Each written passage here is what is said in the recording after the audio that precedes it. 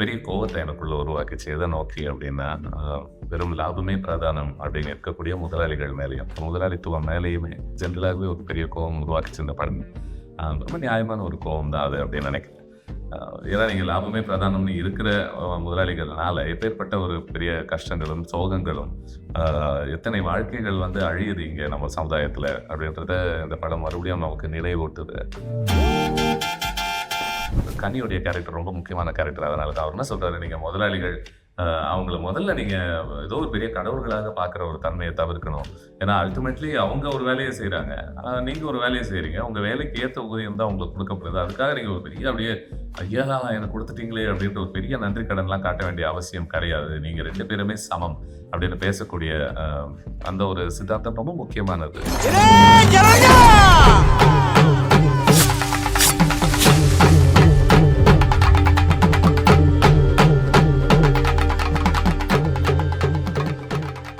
வணக்கம், நான் சுதீர் ஸ்ரீனிவாசன். இது என்னுடைய லேட் ரிவ்யூவான்னு சொல்லணும்னான்னு தெரியல. பல பேர் நீங்கள் கேட்டுட்டு இருந்தீங்க, ஏன் நீங்கள் வாழையை பொறுத்து பேசவே இல்லை அப்படின்னு சொல்லிட்டேன். நான் வெளியூரில் இருந்தேன், அதனால் பார்க்க முடியல ரிலீஸ் டைமில். பட் இப்போது நான் பார்த்தாச்சு. பார்த்த உடனே கண்டிப்பாக சில சிந்தனைகளை அந்த படத்தை பொறுத்து, அது எனக்குள்ளே எழுப்பின பல உணர்ச்சிகளை பொறுத்து பேசணும் அப்படின்னு நினச்சேன். ஸோ அதுதான் இந்த வீடியோ. ஸோ வாழை எனக்குள்ளே ஏற்பட்ட பல உணர்ச்சிகள் அப்படின்னு சொல்லி நான் பேசும்பொழுது அதில் ஒன்று உங்களுக்கு சொல்லிக்கிட்டு வரேன். பிரதானமான ஒன்று என்ன அப்படின்னா, ஏன்னா குழந்தை பருவத்தை பொறுத்து ரொம்ப யோசிக்க வச்சு இந்த படம். ஆல்மோஸ்ட் ஒரு கமிங் ஆஃப் ஏஜ் ஃபில்மாக கூட நம்ம பார்க்கலாம். பட் அப்படி இருந்தும் எப்பேற்பட்ட ஒரு சோகமான ஒரு வேரியேஷன் அந்த ஜான்ரா இது. ஸோ குழந்தை பருவம்னா என்ன? மனித வாழ்க்கையில் ரொம்ப முக்கியமான ஒரு பருவம் இல்லை. அந்த இடத்துல நம்ம என்ன எதிர்பார்ப்போம்? அது வாழ்க்கை எப்பேற்பட்டதாக இருக்கணும். சந்தோஷமாக இருக்கணும், ஆடி பாடி ஒரு ஒரு ஒரு விளையாட்டுத்தனம் இருக்கும். அதை தாண்டி இந்த நம்மளை சுற்றி இருக்கிற சமூகத்தையும் மக்களையும் கொஞ்சம் அவங்க கூட பழக ஆரம்பித்து கொஞ்சம் எக்ஸ்ப்ளோரேட்டரியாக இருக்கணும்ல. பட் இங்கே பாருங்கள், சிவனேந்தன் போல பல குழந்தைகளுக்கு அது கிடைக்கவே மாட்டேங்குது. அவங்க எங்கே பிறக்கிறாங்க அப்படிங்கிறதுனால, எந்த குடும்பத்தில் பிறக்கிறாங்க, எந்த சூழலில் பிறக்கிறாங்க, யார் யார் வாழ்க்கையில் எல்லாம் அவங்க அதாவது இங்கெல்லாம் குழந்தைகளாகவே இருக்க அனுமதி கூட கிடைக்க மாட்டேங்குது. அது எவ்வளோ பெரிய ஒரு சோகம். யாருக்கெல்லாம் அது கிடைக்குதோ அவங்கெல்லாம் வளர்ந்த பிறகு கொஞ்சம் யோசிச்சு ஆல்மோஸ்ட் நம்ம ரொம்ப கொடுத்து வச்சவங்க அப்படின்றது அவங்களுக்கு இருக்கணும்னு நினைக்கிறேன்.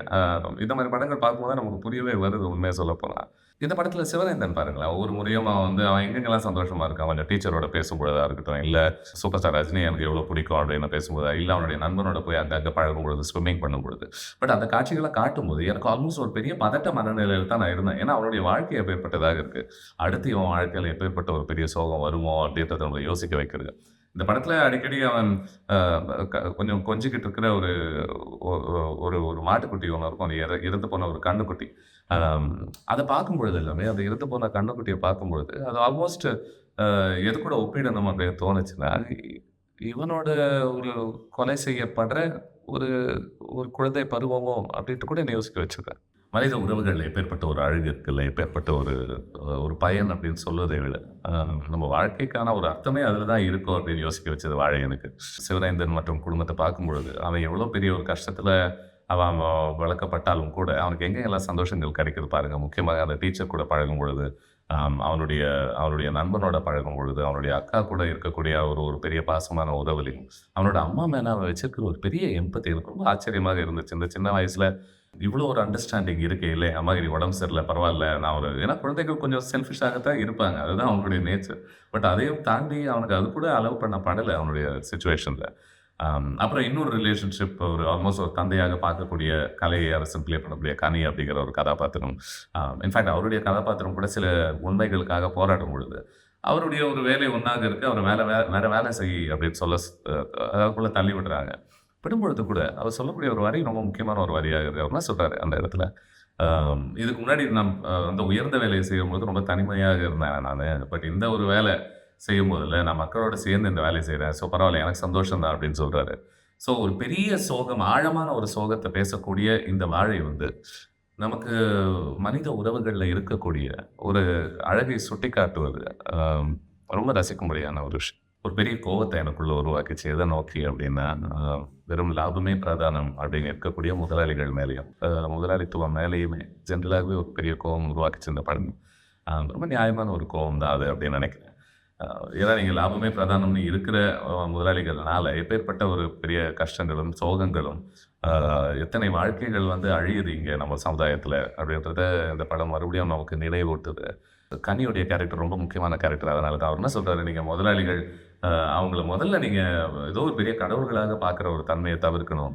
ஏன்னா அல்டிமேட்லி அவங்க ஒரு வேலைய செய்றாங்க. நீங்க ஒரு வேலைய செய்றீங்க. உங்க வேலைக்கு ஏத்த ஊதியம் தான் உங்களுக்கு குடுக்கப்படுது. அதுக்காக நீங்க ஒரு பெரிய அப்படியே, "ஐயா! எனக்கு குடுத்துட்டீங்களே!" அப்படின்ற ஒரு பெரிய நன்றி கடன்லாம் காட்ட வேண்டிய அவசியம் கிடையாது. நீங்க 2 பேருமே சமம் அப்படின்னு பேசக்கூடிய அ அந்த ஒரு சித்தாந்தம் ரொம்ப முக்கியமானது. மனித உரிமைய அ ரொம்ப மையப்படுத்தி பேசக்கூடிய ஒரு சித்தாந்தம் அது. மார்க்சிஸ்ட் சிம்பலிசம்லாம் இந்த படத்துல நம்ம கிளியராகவே கவனிக்கலாம். அதனால தான். இன்னும் ஒரு பெரிய ஒரு ஒரு ஒரு ஒரு ஆழமான ஒரு சோகத்தை எனக்குள்ள உருவாயிருச்சு. அது என்ன அப்டின்னா, எத்தனை வாழ்க்கைகள் வந்து அ அவங்களால வெளியிலயே வர முடியலையே! அவங்க வாழ்க்கைகள்ல இருக்கக்கூடிய ஒரு கஷ்டத்திலிருந்து வெளிய வந்து வாழவே முடியலையே!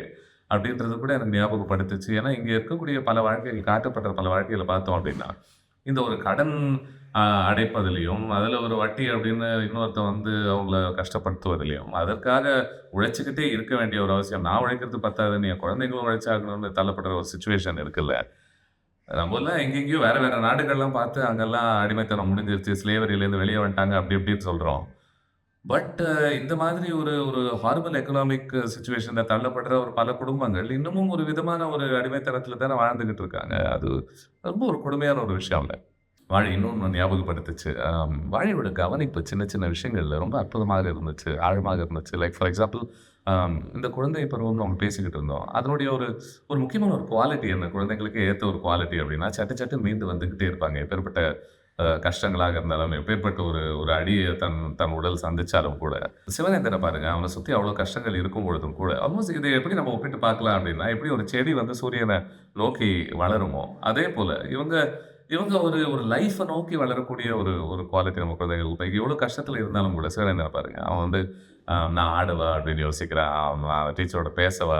இல்ல என்ன கொஞ்சம் வாழ விடுங்களேன். என்ன கொஞ்சம் இந்த உங்களுடைய இந்த பெரியவங்க செய்யக்கூடிய வேலைகள்ல இருந்து என்ன கொஞ்சம் எனக்கு எனக்கு கொஞ்சம் ஒரு ஒரு மூச்சு விடுறதுக்கான ஒரு நேரத்த குடுங்களேன் அப்படின்னு அவன் கதறுவது.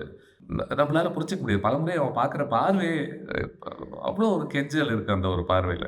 இயக்குனர் மாரி செல்வராஜுடைய ஒரு கவனிப்பு சக்தி ஒண்ணு இருக்குல்ல. அதாவது ஒரு குழந்தை பருவத்தில, குழந்தைகளுக்கு ஏத்த ஒரு முக்கியமான ஒரு குவாலிட்டி என்ன? நீங்க எப்பேர்ப்பட்ட ஒரு கஷ்டத்துக்கு தள்ளிவிட்டாலும் சரி, எப்பேர்ப்பட்ட ஒரு வலிய சந்திச்சாலும் சரி, அதிலேருந்து சும்மா சட்டு சட்டுன்னு மீண்டு வந்துகிட்டே இருப்பாங்க. எப்படின்னா, ஒரு செடி எப்படி சூரியன நோக்கி வளருமோ, அது கூட நம்ம ஒப்பிட்டு அது மாதிரி பார்க்கலாம் அப்படின்னு நெனைக்கிறேன். இந்த படத்தில சிவனேந்தன் எடுத்துக்கங்க. அவன் குடும்ப சூழ்நிலை என்னன்னு நமக்கு தெரியும். அவனுக்கு கொஞ்சம் கூட ஒரு லீவ் நாள்ல கூட அவனால நிம்மதியாக இருக்க முடியாதுன்றது நமக்கு தெரியும். ஸ்கூல் அப்படின்னு போறதுக்கு ஐயய்யோ! கடுப்பா இருக்குமே ஸ்கூல். நான் வீட்லயே இருந்துடுறேன்னு சொல்லக்கூடிய குழந்தைகள்லாம் நம்ம உலகத்துல இருக்கும் பொழுது, ஐயய்யோ! வீடே வேணாமே! என்ன விட்டீங்கன்னா நான் கொஞ்ச நேரம் போய் ஸ்கூல்ல நிம்மதியா இருப்பேனே! அப்படின்ற ஒரு சிச்சுவேஷன்ல இருக்கக்கூடிய சிவனேந்தன். அம் அதுலேருந்து அவன் எவ்வளோ சட்டு சட்டுன்னு மீண்டு வந்துகிட்டு இருக்கான். எனக்கு விளையாடணும். எனக்கு கொஞ்சம் டான்ஸ் ஆடணும். எனக்கு என்னுடைய மாட்டுக்குட்டி வேணும். எனக்கு என்னோட அந்த டீச்சரோட கொஞ்ச நேரம் பேசுவேன். எனக்கு ரஜினிய குறித்து கொஞ்ச நேரம் டிஸ்கஸ் பண்ணேன் என்னுடைய நண்பனோட. இந்த மாரி தான் சொல்லிட்டு இருக்கான். அண்ட் இவனுடைய குழந்தைத்தனத்த எதுக்கு தியாகம் பண்ணணும்? அப்படின்ற அ இது சமுதாயம் அவன்கிட்ட கேட்குது, "நீ தியாகம் பண்ணுன்னு." எதுக்காக? அப்படின்னா, அவனோட சமுதாயம், குடும்பமும் அத கேட்குது அப்படின்னு பாருங்க. பணம் சம்பாதிக்கிறதுக்காகவும்.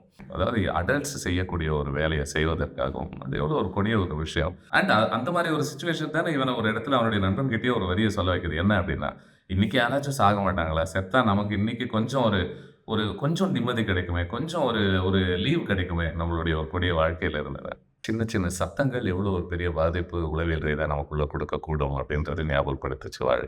அந்த ஒரு லாரி சத்தம் இருக்குல்ல, அந்த லாரி ஹார்ன் ஜென்ரலாவே ஒரு பெரிய ரசிக்கும்படியான ஒரு சத்தம் கிடையாது. பட் அப்படி இருந்தாலும் இந்த படம் பார்த்த பிறகு இல்ல. இனிமேல் அது அந்த சத்தம் எப்போ நான் எங்க கேட்டாலும் கூட இந்த கதைய மாரி செல்வராஜ் பொறுத்தவரை, சிவனேந்தன பொறுத்தவரை யோசிக்காம இருக்கிறது ரொம்ப கஷ்டம் அப்படின்னு நினைக்கிறேன். சந்தோஷ் நாராயணனோட ஒரு ஊர்ல ராஜான்ற ஒரு பாட்டு ஆரம்பத்தில எவ்வளோ பவர்ஃபுல்லாக அந்த லாரி சவுண்ட்ஸ பிரயோஜனப்படுத்துதுன்றத நம்ம கவனிக்கணும்னு நெனைக்கிறேன். அதேபோல அந்த பாட்டு அப்படின்னு நம்ம சொல்லும்போது, ஒரு ஊர்ல ஒரு ராஜா இருந்தார்னான்னு பல கதைகள் தான் நம்ம அப்படித்தான் ஒரு ஆரம்பிக்குது. பட் அப்படி இருக்கிற ஒரு கதை இங்க பாருங்க. இந்த அத எப்படி சப்போர்ட் பண்றாங்க? இந்த படத்துல இந்த பாட்டுல வரக்கூடிய அடுத்த வரி என்னவா இருக்குன்னா, அந்த ராஜா சொல்ற கதையெல்லாம் கண்ணீர் தானா அப்படின்னு சொல்லும்போது, இன்னும் எத்தனை கதைகள் இருக்கு.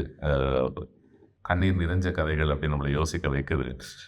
கண்ணீர் அப்படின்னு சொல்லும்போது, இந்த படத்துல இன்னும் ரொம்ப உருக்குன ஒரு காட்சி வந்து, அழறதுக்கு கூட தெம்பு இல்லாம, அவ்வளோ பசியில இருக்கக்கூடிய ஒரு ஒரு காட்சியும், அதற்கு எப்படி பில்டப் பண்றாங்க அந்த லாஸ்ட்ல, வாழையில அப்படின்றது மறக்க முடியாத படப்பிடிப்பு. ஸோ நான் சொன்னது போல எனக்குள்ள பல உணர்ச்சிகளை ஏற்படுத்துச்சு வாழை. பல கேள்விகள், பல பதில்கள் எனக்கு குடுத்துச்சு.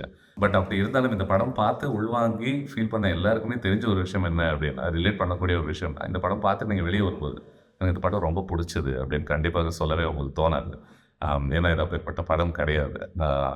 ஸோ இது எனக்குள்ள பல உணர்ச்சிகள் வந்தாலும் கூட, மேபி மோஸ்ட் ஃபிட்டிங் ரெஸ்பான்ஸாக ஒண்ணு மட்டுமே என் மனசுக்குள்ள ஓடிக்கிட்டே இருந்துச்சு. இந்த படம் ஆரம்பத்திலிருந்து கடைசி வரைக்கும். இந்த படம் பார்த்து சில நாட்கள் ஆச்சு. இந்த படம் பொறுத்து யோசிக்கும் பொழுது எல்லாமே. அண்ட் அத சொல்லணும்னு நெனச்சேன். அது சிவனேந்தன் மாதிரி பல குழந்தைகளுக்கும் சரி, அவனை சார்ந்த பல குடும்பங்களுக்கும் சரி, I am sorry. I am really sorry. அப்படின்றது மட்டும் தான் எனக்கு சொல்றது மட்டும் தான் ஒரு நியாயமான ஒரு ரெஸ்பான்ஸாக இருக்கும் இந்த படம் பார்த்த பிறகு அப்படின்னு தோணுச்சு. ஸோ இது என்னுடைய சிந்தனைகள். வாழை அப்படிங்கிற ஒரு ஃபில்ம பொறுத்து. நீங்க பார்த்தீங்களா? உங்களுக்கு என்ன புடிச்சது? நீங்க என்ன நெனச்சீங்க? உங்களுக்குள்ள ஏற்பட்ட உணர்ச்சிகள் என்ன இந்த படம் பார்த்த பிறகு? மறுபடியும் வேற ஒரு படம் பொறுத்து நான் பேசுற வரைக்கும். அப்படிங்களா?